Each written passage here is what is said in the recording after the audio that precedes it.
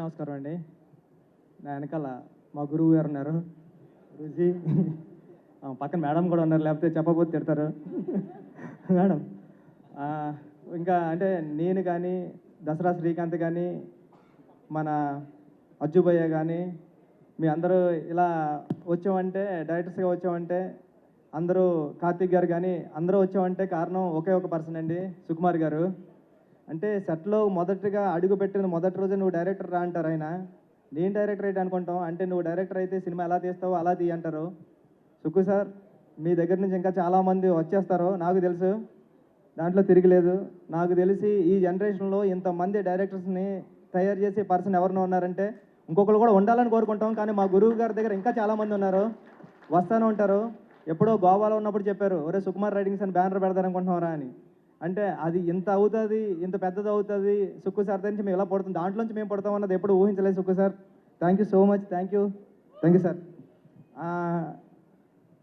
Music director Vijay మా కాకినాడే, సముద్రం పక్కన ఉంటున్నాడు కాబట్టి అంత మంచి మ్యూజిక్ వస్తుంది. ఇంకా పెద్ద మ్యూజిక్ డైరెక్టర్ అవ్వాలని నేను కూడా వచ్చి సినిమా చేయాలని అడగాలని కోరుకుంటున్నా.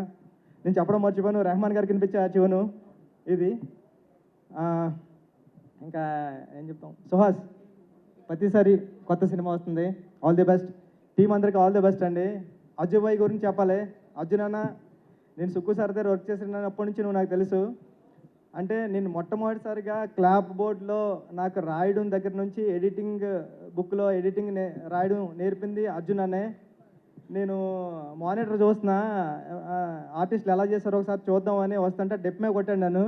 కొట్టి నువ్వు ఇంకెక్కడ రావడానికి టైం ఉందిరా, నువ్వు అర్జెంటుగా వెళ్ళి ముందు ఆ వర్క్లు చేయన్నాడు. అర్జున్, నువ్వు కొట్టింది నాకు గుర్తుంది. నువ్వు కానీ తోట సీన్ అన్న కానీ సార్ దగ్గర ఎంత కష్టపడేవారో నాకు తెలుసు. అంటే 4:30, 5:30, 6:30 అయ్యేది, మళ్ళీ సార్ 8:30కి ఆఫీస్కి వస్తే 8:30కి వచ్చేసేవారు. మీరు అంత కష్టపడేవారు. మీలో 10% కష్టపడినా డైరెక్టర్ అయిపోవచ్చు అనిపించేది.